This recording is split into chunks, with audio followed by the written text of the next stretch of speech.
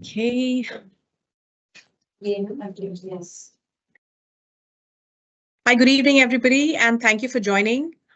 We will just wait for a couple of more minutes for more people to join us, and then we will dive into our conversation today. So just bear with us for a couple of minutes, please.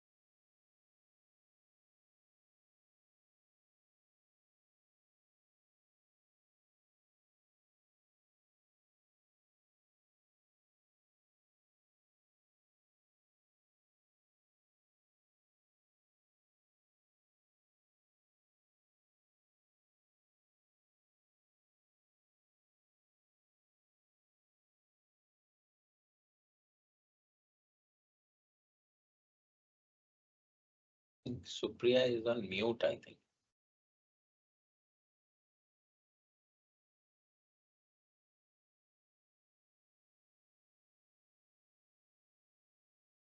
Hello, good evening, everybody, and thank you for joining. My name is Supriya Rahil, and my pronouns are she and her.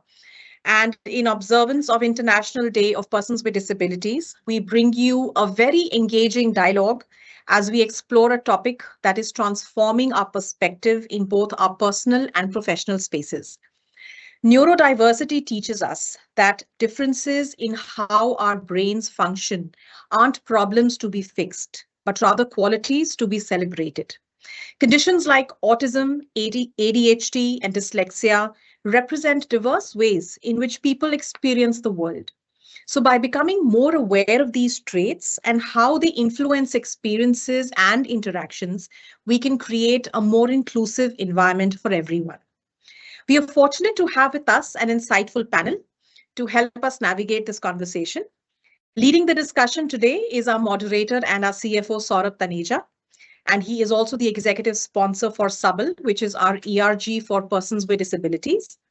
Saurabh will guide us through this dialogue, bringing together insights from both parents and individuals with lived experiences of neurodivergence. Our panel includes Sanjay and Ashwini Gavale, parents of a child on the autism spectrum, and Akshay Shetty, founder of Sense Kaleidoscope, the country's first distinguished academic school and art college for autism. So without further ado, I now hand it over to Saurabh to lead us through this important conversation. Over to you, Saurabh. Yeah, thanks, Supriya, and good afternoon, everyone. Thank you for joining us today. So, as Supriya shared, I'm the executive sponsor for SUBL, which is our employee resource group for persons with disabilities. I'm focused on shaping a workplace where individuals with disabilities are not only included, but empowered to thrive. My goal is to drive initiatives that break down barriers, promote accessibility, and ensure equal opportunities for everyone, both at the workplace and beyond. But when we talk about inclusion, it starts long before we enter the workforce. It starts at home. It starts at our schools and the communities we live in. So with that, I'll welcome our panelists, Sanjay and Ashwini Gavre, parents of a child on spectrum. They will share their personal journey, their experiences, and of course the perspective that they've gained along the way. We are also fortunate to have Akshay Shetty, who's the founder of Sense Kaleidoscopes, India's first academic school and art college for autism. So growing up in India, she faced the challenges of being neurodiverse in a society that is often that often misunderstood her. She found comfort in art and went on to earn a master's degree in architecture at the University of Glasgow. After successful collaboration with the Glasgow City Council, she returned to India to share her knowledge and experience. So we'll explore, as Supriya introduced, we'll explore neurodiversity through our conversations that spans across parenting, education, workplace. So we'll cover it in 3 sections. And, we'll also try and understand how each of them contribute to the success of neurodivergent individuals. So with that, let's sort of dive in. So I'll start, with our first theme, which is parenting a neurodivergent child. So I'll go to the parents, Sanjay and Ashwini. Let's start with your personal journey. As parents of a child with autism, could you share with us what has been the most meaningful or surprising way your child's unique strengths have impacted your family's journey? It'll be great to hear from both of you. I thought Sanjay will lead, but first of all, the biggest disconnect I have, or what was an insight for me, was it is not a disability. These children are just differently abled. Okay, so the word itself has to be tweaked in a way that the acceptance comes in. That fear of not knowing what it is, it has to be tackled in the first go, because first when we learned that our 2-year-old was not responding to eye contact or to her name, then this is kind of an issue. And then we went on, and then she was labeled autism. We had no clue what autism was, and Google just amplified the fear, because it was adding so many things. Then we went on the conventional route. We went to therapist, occupational therapist, speech therapist, and then they also kept on adding on to the fear, saying that autism children may never speak in their entire life. And I, in spite of not knowing what autism was, I had a severe disconnect with that entire statement, because you cannot start a therapy with that kind of attitude, because if that is the end game or that is the result which you are looking at, then there is no point of that kind of therapy. So I lost faith in the conventional approach of autism, or the way society approaches it. And then I don't know whether it was a law of attraction or what it was. Everywhere we went, we have encountered our family, friends, or other people who are in the same boat, who have children with certain learning disabilities, I would say, like ADHD or hyperactivity. And parents seem to be quick enough to label it and to figure out and try to fix the problem. But the biggest insight for us in this entire journey was that they don't need the fixing. You're the one who needs the fixing. Okay, so work upon yourself, help yourself.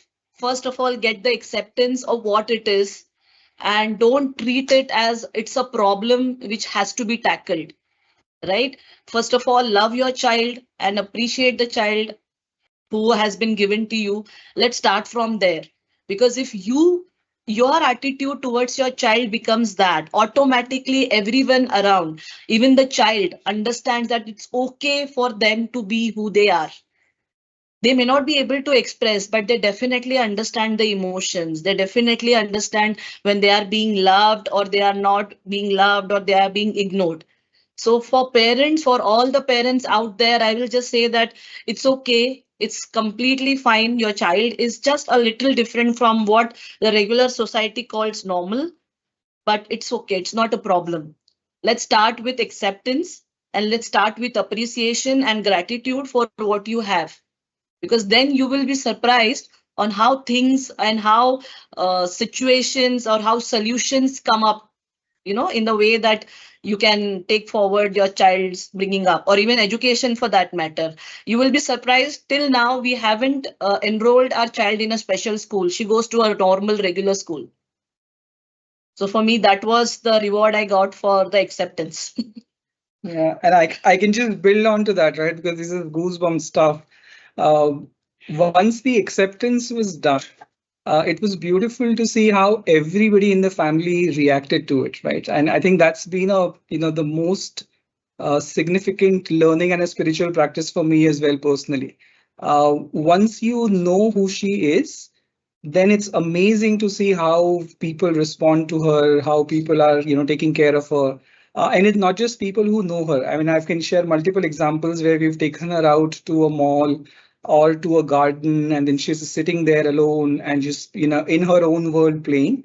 And the children are the most innocent people, right? So they would walk around, they would just try and understand what's happening and just kind of mingle with her, try and talk to her.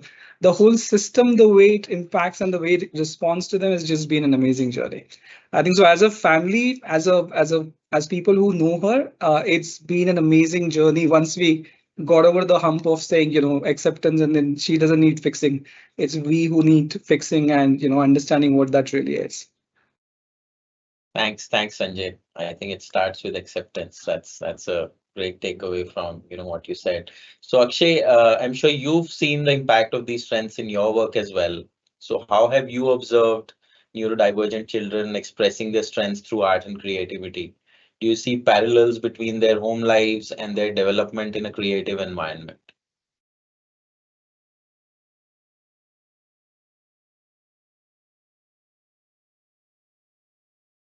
Akshay, you were on mute? Yes. Yes, just realized that. Um, I think when we talk about creativity and neurodivergence, it kind of goes hand in hand. There is a lot of research that has established that the neurodivergent mind, primarily because of the hypersensitive way or the hyposensitive way that it actually functions and it interacts with the environment, it becomes obvious for an individual like that to look at things differently and to kind of perceive things differently. And I think every time something is done differently, it's creative, it's innovative. So that was a direct kind of connection that we have seen.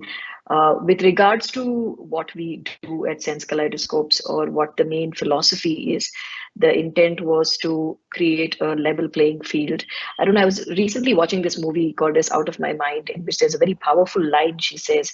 It's not the disability, but it's the schooling system or the systems around us that actually create the disability. It's not the label by itself that creates disability. And I think that's a very, very powerful way or perceptive tool in us understanding that there's nothing wrong with the mind, there's nothing wrong with being wired differently. The stigma that is associated with these labels, I believe, has to really be separated effectively for us to see what can actually happen or what can actually come out in the true potential that we actually speak about for a neurodiverse mind. Great. Thanks, Akshay. So I think you've covered in some way the strengths and the entire growth journey and how you've sort of digested the fact and sort of adjusted to the environment, try to create a more inclusive space for the child. I would just like to understand a little bit more on and this is for you, Sanjay and Ashwini, that how has your child's neurodiversity shaped the way you see the world? Has it sort of changed your perspective as well? Definitely. I mean, I don't think I would have been this tolerant or this evolved if it was not for her. I mean, you always know there is one segment of the society, or there is some parent who is struggling with something like this, but till the time you don't go through it, you can just imagine or you can just hypothesize, but not actually understand from the experience of what it is. I remember my conversation with my elder daughter, because they both used to go to the same school. And my elder daughter, once she was just 7, 8 years old, and she came back home and she was crying, saying that other students are complaining that my sister is not normal. So why is she different? And I told her, Sayu, in some time, all these friends of yours are going to strive to be different. They wouldn't want to be like each other. And if your sister is different, then it is an opportunity for you to love her for being different or being the way she is. And if you start doing that, if you don't complain about her, if you love her for who she is, automatically all the children around, they will stop complaining. And I told those things. I knew in my head that, this is too much of a concept for a 7-year old.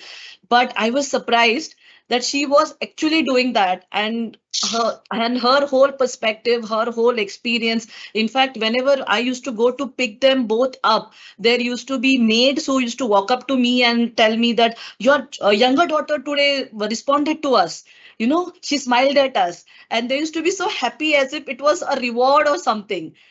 And that is the kind of environment which was created. It was just one step, it was just one level of acceptance from a child, because my elder one used to go to her class, she used to talk to all the mates, she used to talk to my younger one, she used to talk to the teachers, to the friends.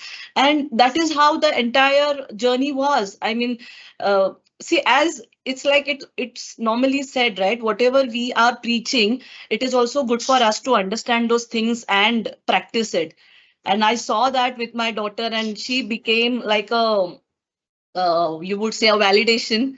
And she taught us that yes, whatever you are saying, it makes sense, and I'm going to execute that. And that is how it shifted the entire perspective. Now even if we see other children, even if I see parents struggling with that kind of a thing where we were maybe 5 years, 7 years back, the first thing we ask them to do is, first of all, take away the labels. Don't try to label your child. Your child knows, okay, and they are trying to communicate only if you are ready to listen. That's all you have to do. Just be patient, and you have to tweak, or you have to edit your way of understanding them. They are always communicating. So you first, understand those things, understand those cues, and it will be easier from there. That's so Right, true. I that's think very from true. my perspective, again, just that part that Akshay mentioned, that the system makes it difficult uh, for everybody around, right?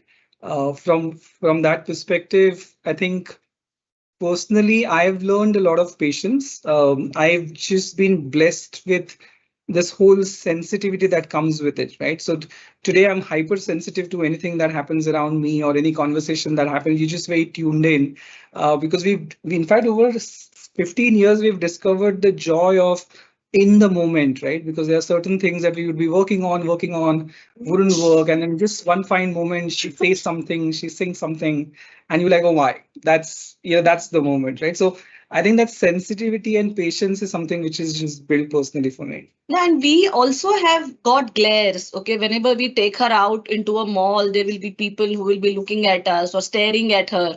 Initially, I will not deny it used to bother me. Someone looking at my daughter and trying to figure out what is wrong with her. But now, whenever they look at her, I just look at her, I look at them, and I just smile. It's fine. It doesn't bother me, because they are also trying to understand. Okay, what is this?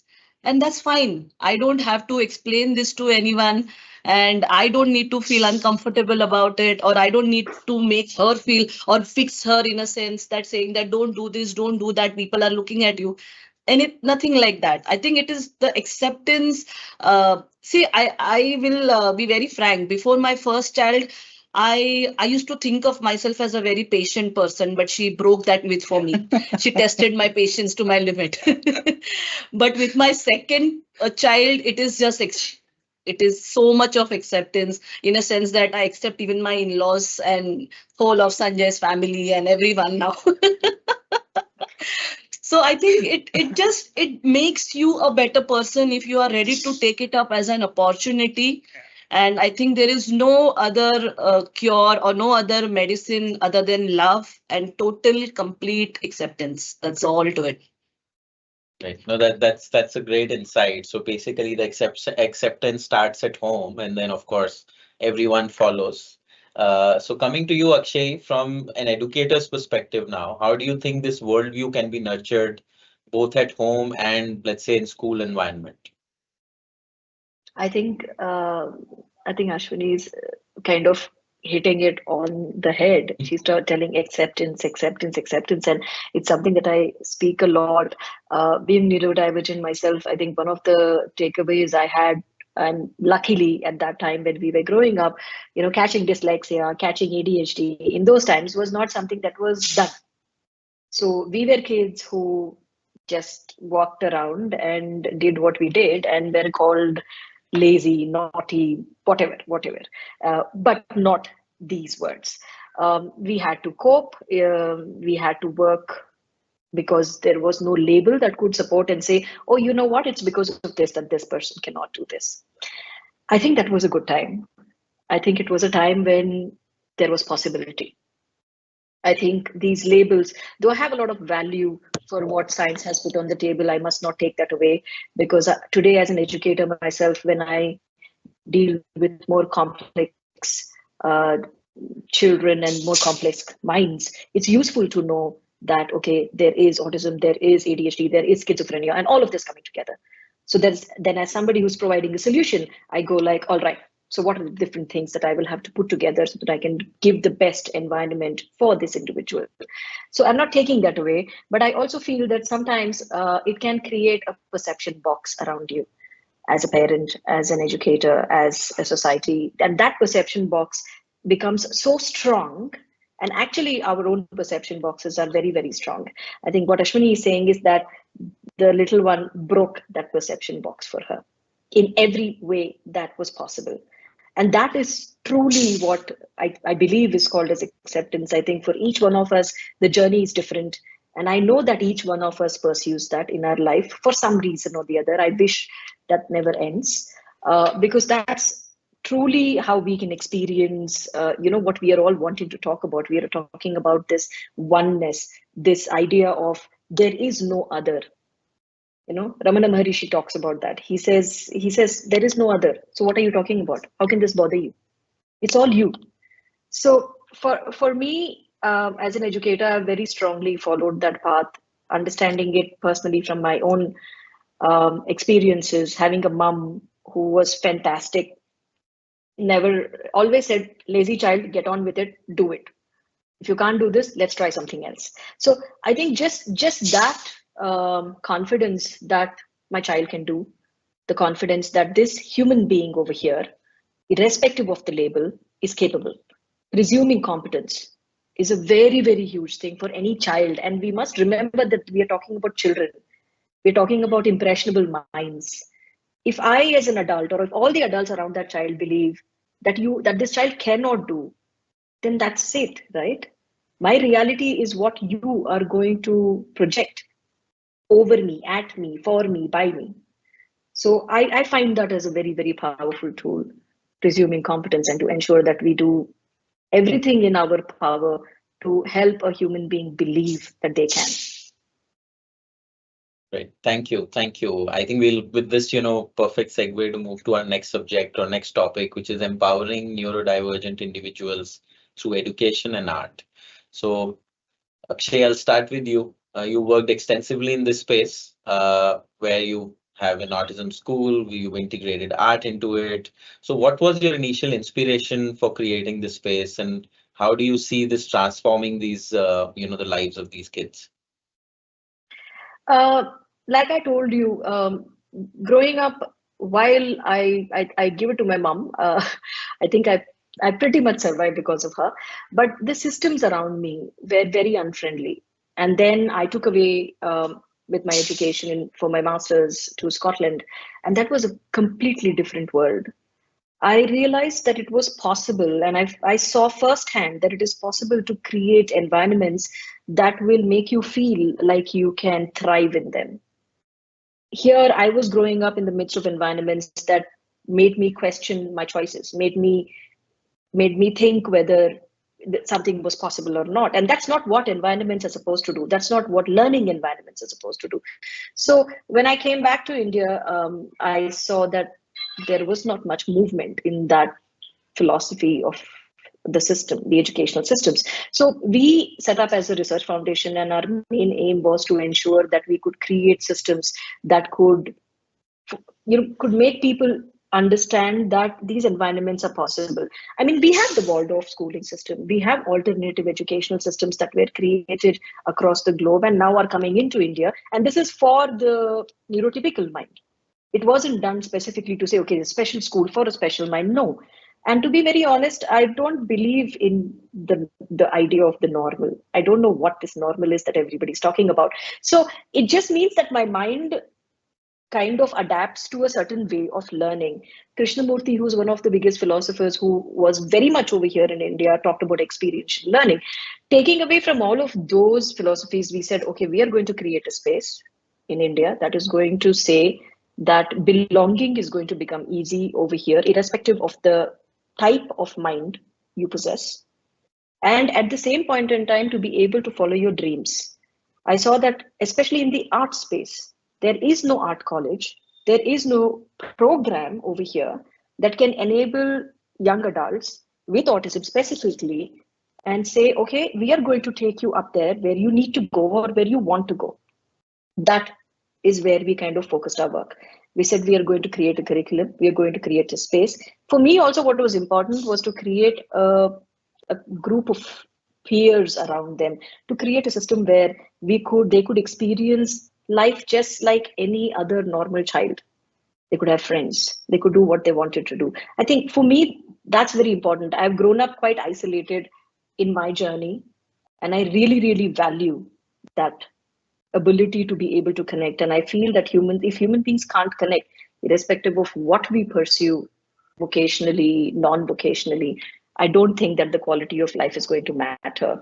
So that became the central goal of Sense Kaleidoscopes, to ensure that all of these different pieces come together and help them thrive and have this fantastic quality of life that they deserve. So any specific challenge you faced, while you were trying to do this, trying to set up this school, and how did you kind of overcome that to create a more inclusive environment, drive more acceptance and influence people? Anything around that you would like to share?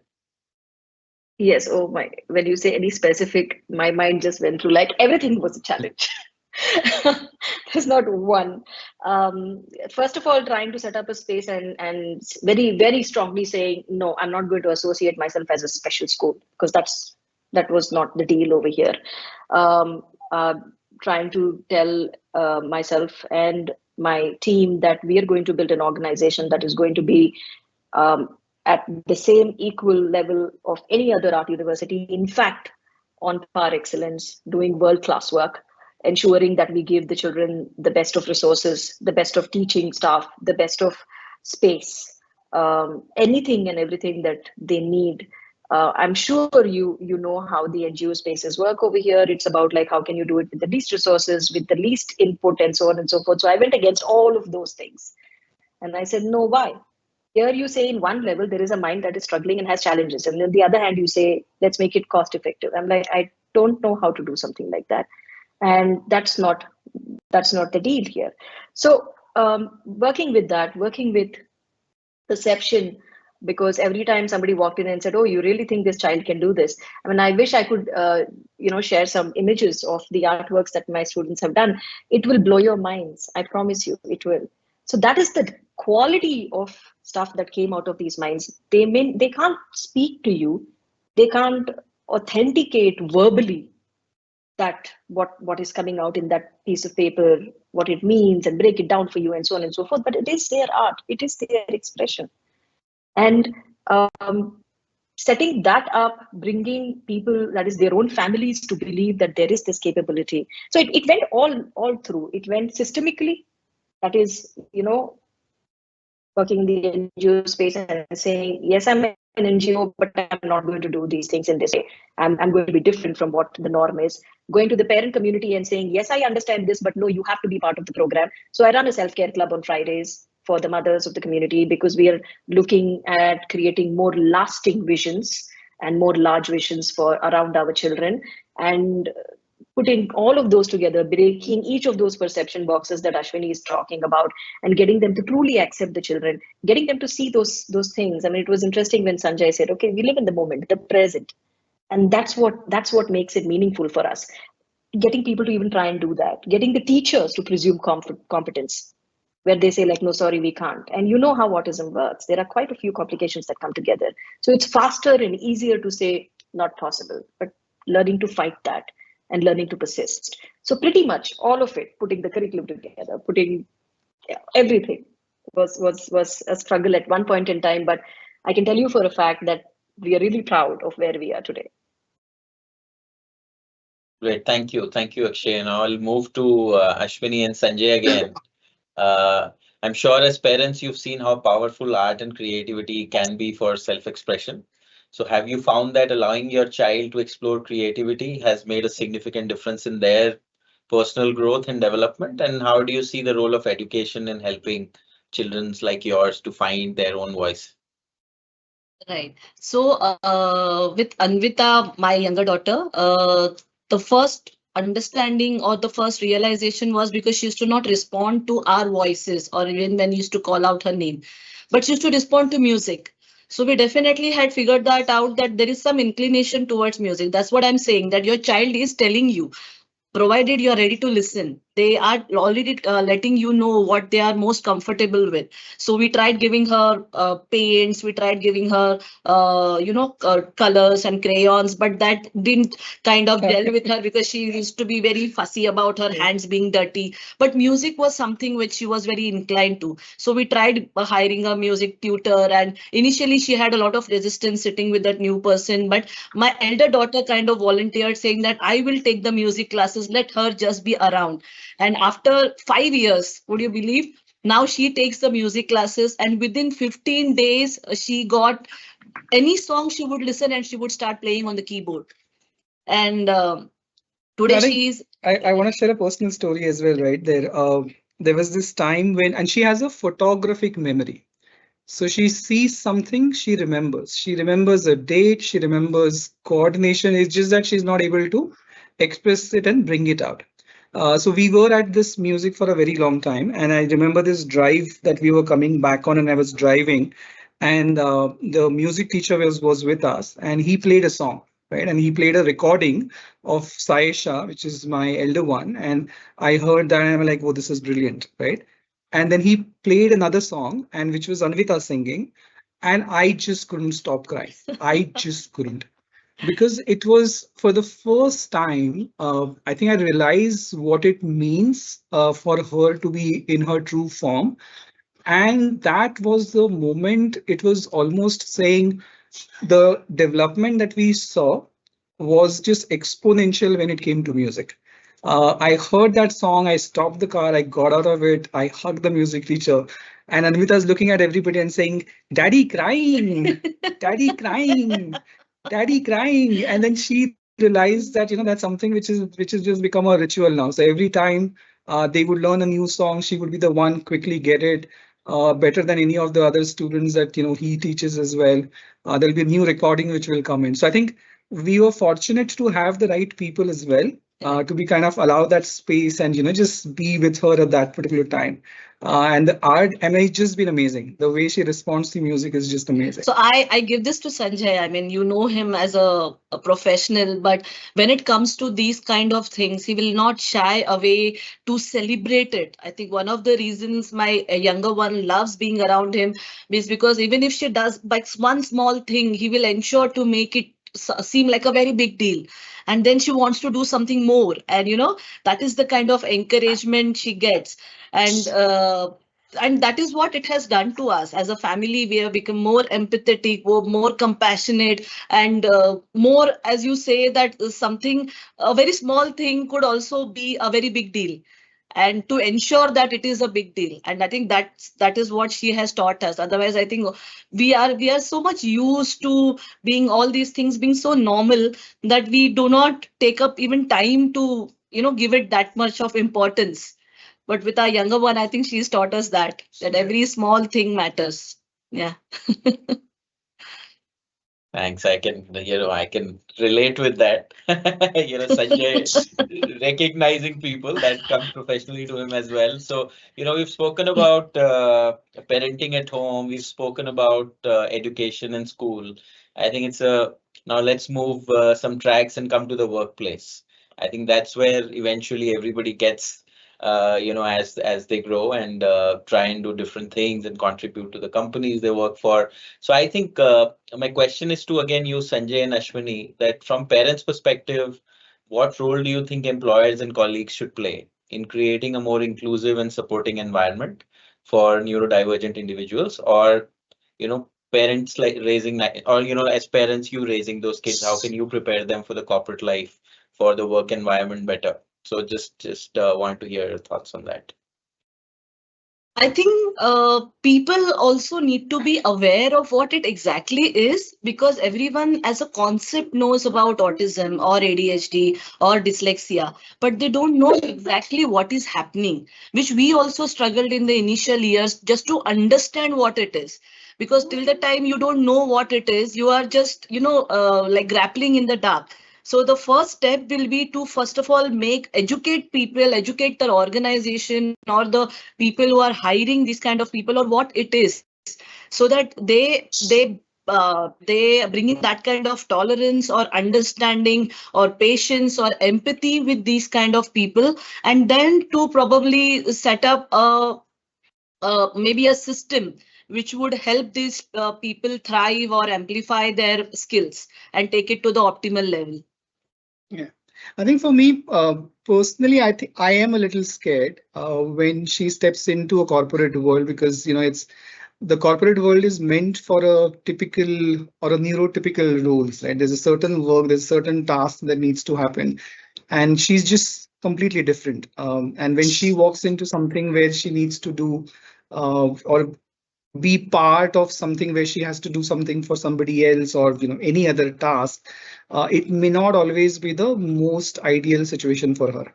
I think that acceptance as a parent, it's almost like, every time she steps out in the world, I'm scared because I know I just want to be there every time, right? Every single time I just want to be there. I think we have a lot more to do to just build that acceptance and that acceptability so that people feel comfortable just understanding who they are. The beauty is that for her, it doesn't matter. She's extremely sorted, extremely blessed. She gets her way. She knows exactly what is required, and she kind of, goes and does that. It is actually people around her that need to understand, okay, this is what's really happening with her, and this is what she's doing, right? Or even identifying what she is good at, identifying the skills, because as she is growing up, we have understood a few things, few nuances about her character. Like, she is very diligent when it comes to what she wants.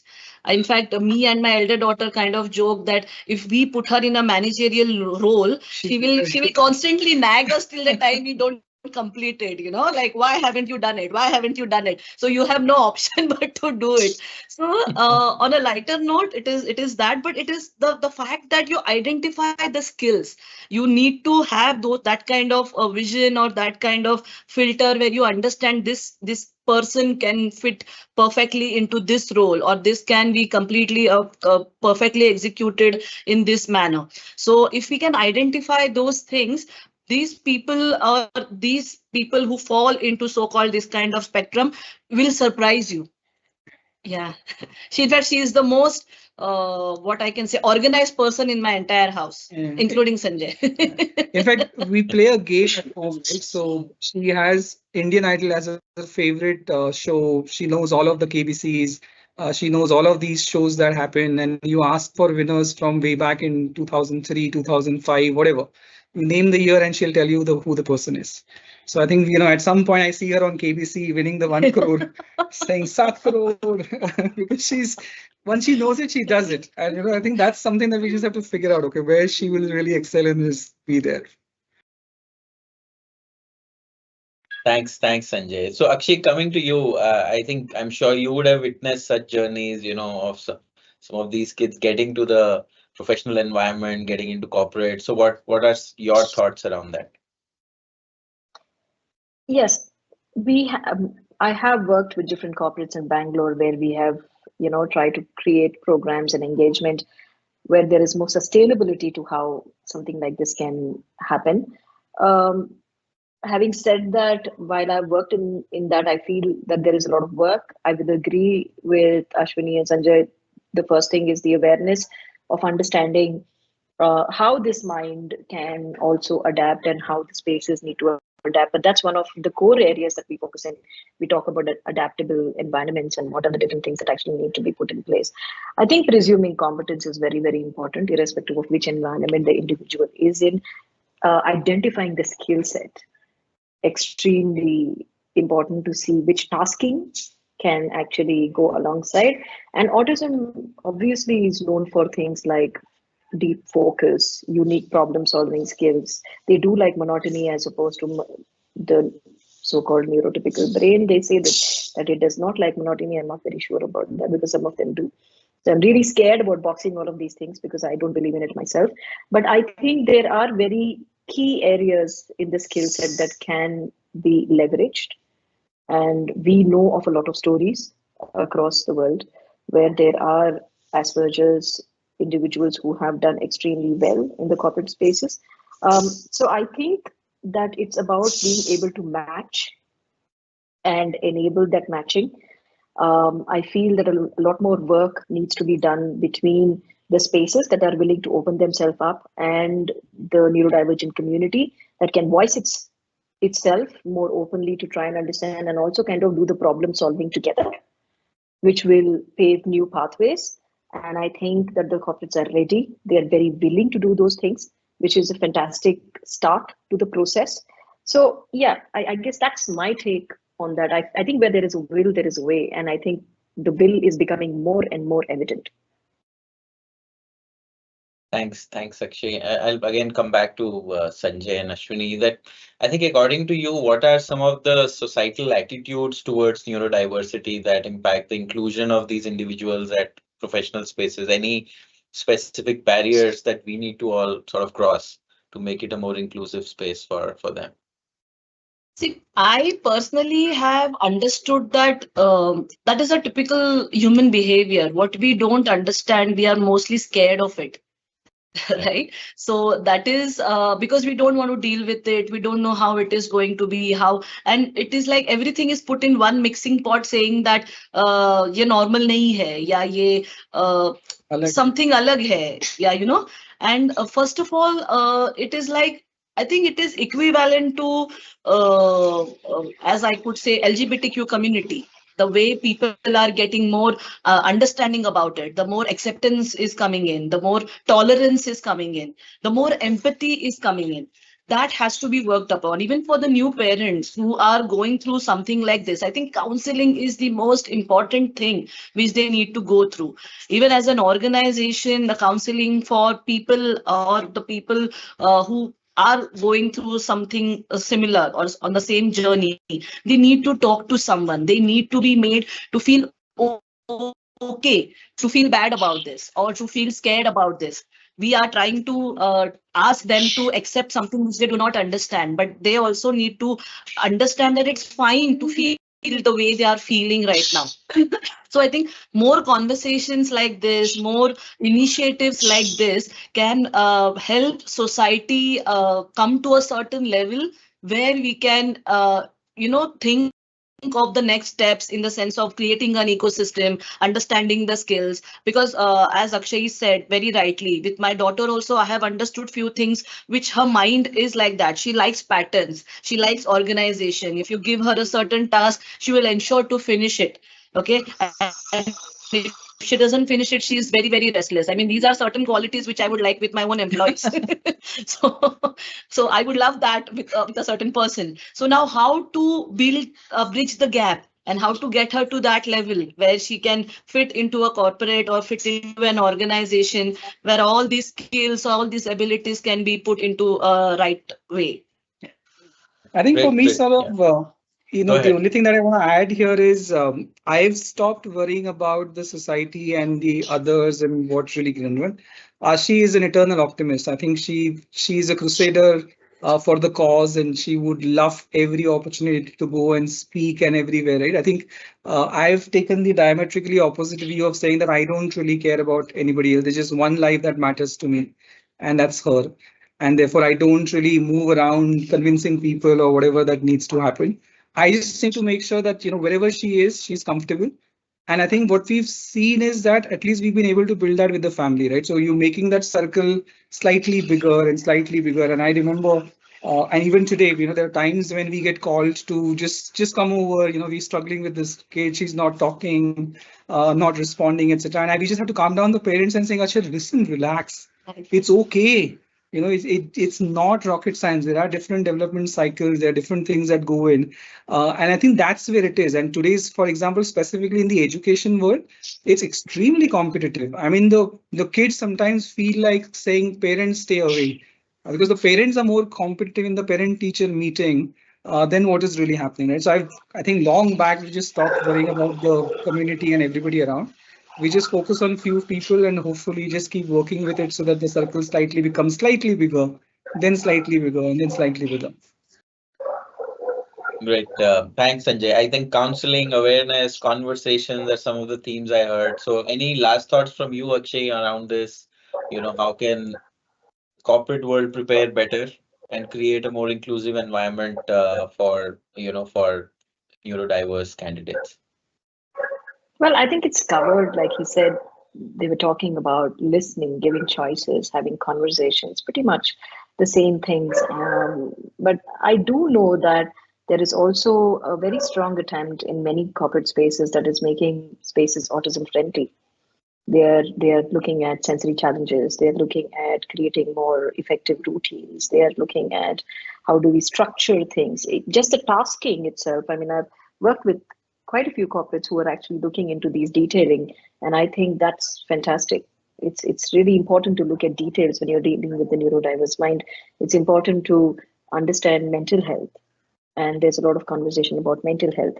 There's a lot of conversation around how meaningful life experiences do not need to be centered around competition, like Sanjay said. Very, very important, if you ask me, because the self-worth cannot be associated with just that. So I think there's a lot of stuff that's already going on, and I believe that it's going to go further.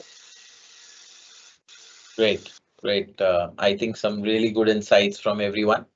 So I'll, take this opportunity to thank everyone, thank all our amazing panelists for this enlightening conversation.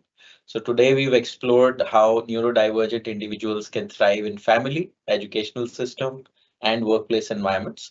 The insights shared here are today remind us that inclusion is not just about policies, but also about mindset, ensuring that every individual, regardless of their neurodiversity, has the opportunity to contribute and excel. Thank you to our audience for engaging in this important dialogue, and let's continue to work together and create more inclusive world for everybody. Thank you. I think with that, Thank you. we'll open up for questions. There is Supriya, you want to take over and just guide people around that? Surely. Thank you, Saurabh. And thank you very much, Ashwini, Sanjay, and Akshay. Such an engaging conversation. It was just so heartening to hear about your experiences and the wonderful work, Akshay, that you've taken up. It's just beautiful conversation. We really, really enjoyed. We just have a couple of questions here. Of course, they have been addressed in different ways, but I would still, kind of go ahead and ask. And any one of you, please feel free to sort of jump in and respond. So the first question is, how can we create a culture of acceptance and understanding among neurotypical co-workers? Any thoughts? And this question is open, so any one of you would like to If sort I of may, come in? if I may Yes. ask, sorry, I'm not very sure what the question meant when you said amongst neurotypical co-workers means. I am also not sure this is the exact What question that that's meant, written but here, but does it mean that neurotypicals are neurodivergents, or can I yes. assume? Yeah, so I think how can we create a culture of acceptance and understanding among neurodivergent co-workers? Actually, that should have been the question. That No, if there no, I are don't think that's the between question. The question, neurotypical.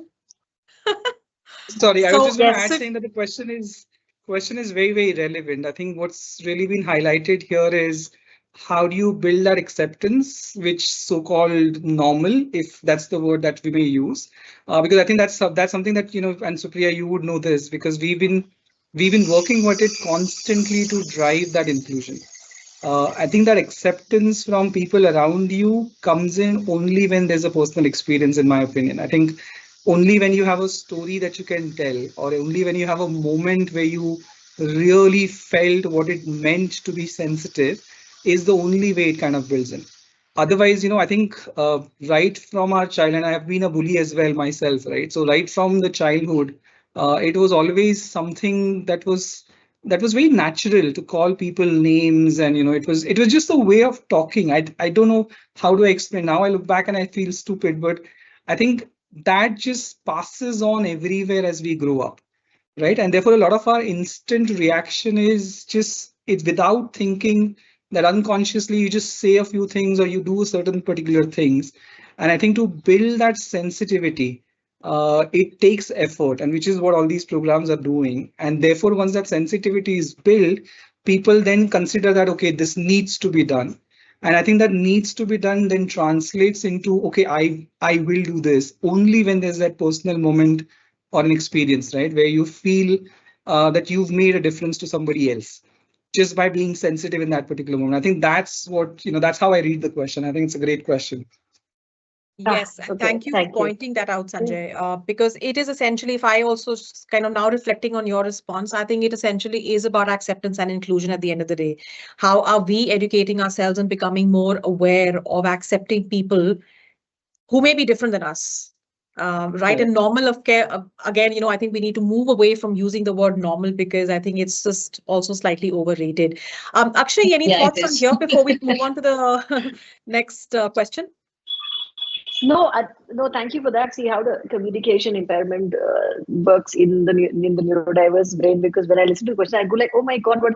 But I would like to add to what Sanjay said. So I never led with the fact that I was neurodivergent when I started the organization, and over the last 12 years, I've been working with various people around me who say that they are neurotypical, and sometimes I go like, "Okay, I don't know how we can say any of these things anymore."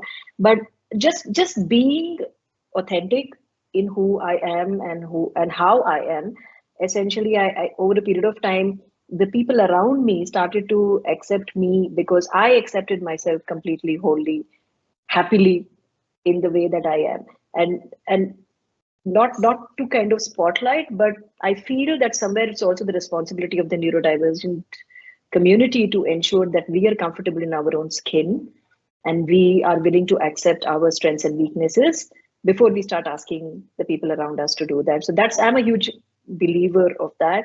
And I think all of the folk who have worked around me will tell you all the crazy things that they've had to put up with me. And I think that builds resilience in all of us to be able to drive this whole inclusive situation that we are talking about. Right. Thank you, Akshay, for your thoughts. So there is another question. Perhaps it is somewhat linked to what we just spoke about. Nonetheless, it's very specific. It says, what are some effective ways to educate siblings about neurodiversity to build empathy and understanding? So again, the question is open to both the panelists, to all three of you. Anyone? I was waiting for Ashwini. the, Yeah, I was waiting for yes. Ashwini and Sanjay to go first. Because I think it's parenting 101, right? Practice what you preach. So before you say anything to your child on how they should be dealing with their sibling, first you show them what they should do, and they will follow you. It's as simple as that. If you show love, if you show acceptance, if you show that behavior, your child is automatically going to replicate that. And talk to your elder child, ask them, because I remember my elder child asking me that why I wanted this experience. I wanted to play with my sister, but she doesn't like to play with me. So, that I'm missing out on this. And then that dialogue has to be addressed, that thought or that emotion cannot go unexpressed, or it cannot be dismissed, because it is very, very important for that child also to understand that this is okay, and this is fine. She doesn't need to feel victimized, or she doesn't need to feel that she's missing out on anything. In fact, as a parent, I think it was one moment of awareness where I realized that in the pursuit of protecting my younger one, I a lot of times used to scold my elder one or expect her to behave in a certain way. And then one day it hit me, that moment was there, that my younger one will not remember all these things, but my elder one will. And then my whole attitude shifted. I used to include her with anything I used to do for my younger one. My younger one would also get a scolding if she's not behaving in a certain way. So it is I have to work on myself as a parent, and I have to make my other child also feel that it is fine, and she also needs to have that open space to talk about what she's feeling, if she's feeling anger, if she's feeling frustration. So as a parent, your responsibility is totally towards your so-called normal child also. So it you need to do that as well. Yeah. Okay. All right. I think in the interest of time, we just have one more question. It says, how can parents overcome the thought that their child is special?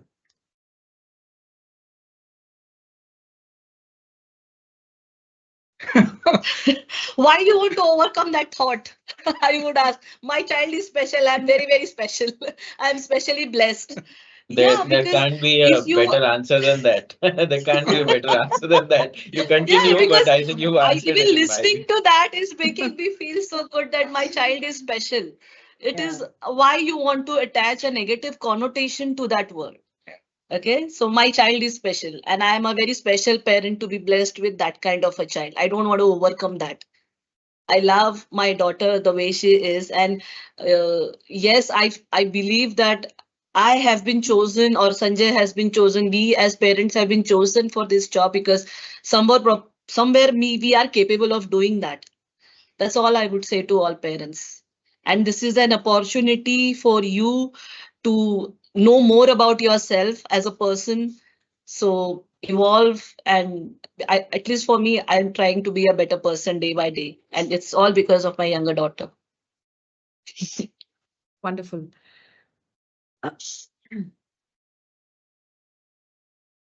All right. I have this one comment as well as a question, and I think somewhere also comes around a little bit of advocacy and allyship. So Yogita, since she has posted with her name, she says, hats off to you, Mr. and Mrs. Gowre. Thank you for sharing your journey with us.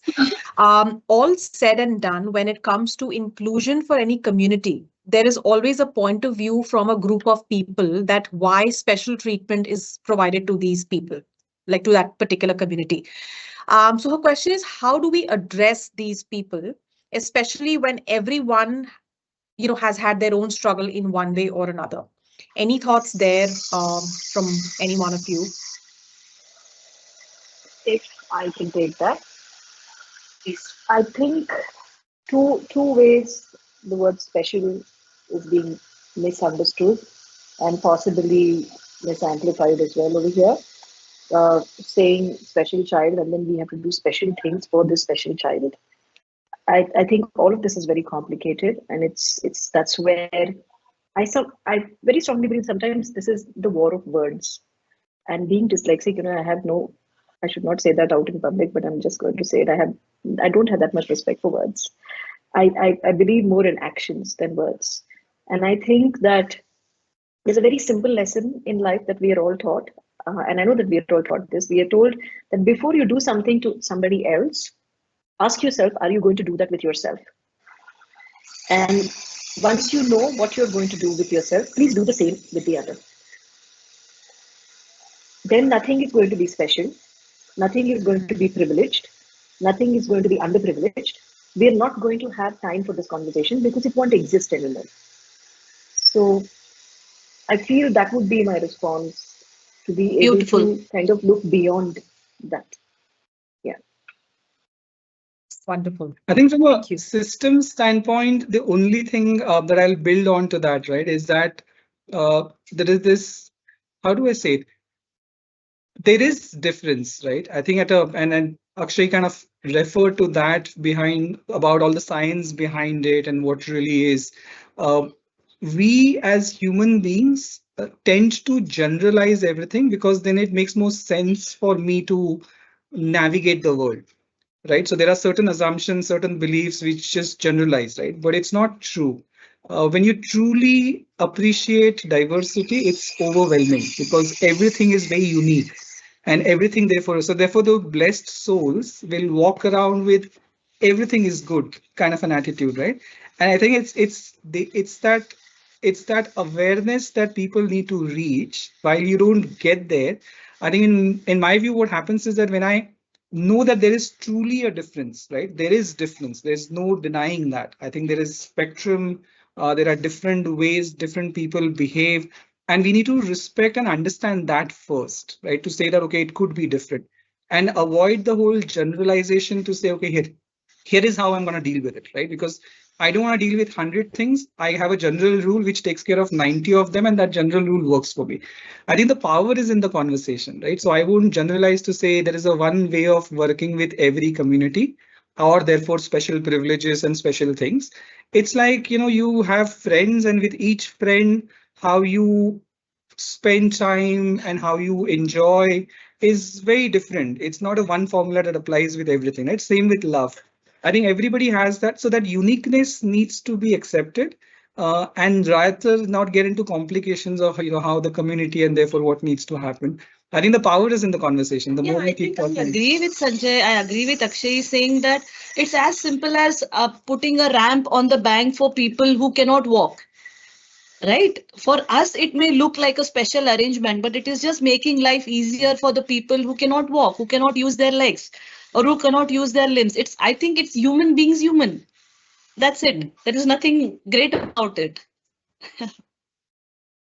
Yes, absolutely. And I think that is a whole part of accessibility, right? How are we enabling different communities to thrive? Okay, so that we also kind of started off 3-4 minutes late. So I'm going to take this one last question because it's just kind of really interesting to hear views. Hridaya here asks, how can organizations personalize the journey of neurodivergent employees from hiring to retention, ensuring inclusive policies address their unique needs and strengths? And what key factors should be considered for flexibility and support? A typical talent management question. Wow, yes. I think it is addressed Thank you, towards Hridaya, for that.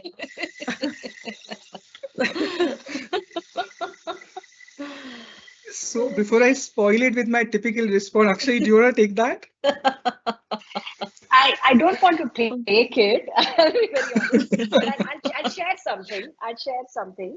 I remember when we were invited to the Paris show. So we're the only space from India that has gone and represented our students on a global scale. And we were invited to Paris to go and take the artworks of the students and be there. When we came back after finishing that show, I remember there was a horde of people who were standing outside, and they were like, "Can you make my child an artist?" And I went in my mind like, no such magical abilities. So I think it's important to remember that there is talent and there is potential. And as somebody who wants to enable that potential, do I have the ability to understand what is the talent, what is the potential over there? Do I have the environment and the ability to curate environments? Do I have the ability to match the skill? And going back to that conversation, and saying, can we do all of this? And most importantly, I think like what we have learned from our experiences with the working artists in our studios, how do you also keep them motivated and happy through the process? And that's a continuous process. And I think you can't do that if you're going to, how do I say this without making it sound bad? We can't mechanize the process. We can't, there's unfortunately no formula, so I mean that's what I think. But Sanjay, I think it would be great to have a more positive outlook to this. No, in fact, I was only going to re-emphasize or reiterate what you just said, right? The simplest way is let them be. There is no formula. It is the fact that it's an experimentation ground for you as well as for everybody else. The organization by defined are created for efficiency and repeatability.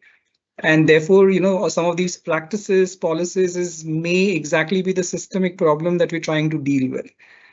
People with different perspective come in and shake that system, right? And therefore, a lot of these assumptions is something that you just have to be, okay, how I'm going to do it now, right? Till the cause becomes much bigger than the individuals involved into it. I think that's where it would be. So I would not wear my HR hat and say, let me build a system so that, I onboard them well, I develop them well. They don't need onboarding. They don't need development. They have their own figuring out agendas and things that they're really good at. Let just them be. And then, I think your only role would be to take out the environmental things that come in the way of triggers and what may just kind of cause something of a disruption to that whole individual. So that would be my advice. Okay. Wonderful.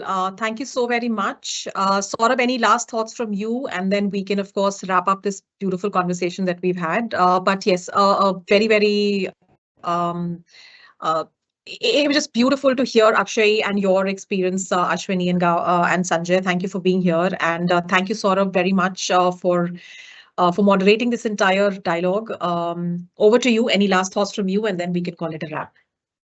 Thank you. I have nothing else to add, but really thank everyone for this wonderful 1 hour. I would say, as Ashwini was saying, it all starts with conversations. So I think this was a wonderful conversation. And I think I would say we're just touching the tip of the iceberg. There's a lot that we can do in our own way to support this and, make it a more inclusive environment. So thank you. And my best wishes to all of you. Thank you. Thank you. Thank you. Well, thanks for the opportunity. It's a great conversation again. Thank you so much. Yes, I would agree. Thank you very much. Have a good Thank day. you. Bye.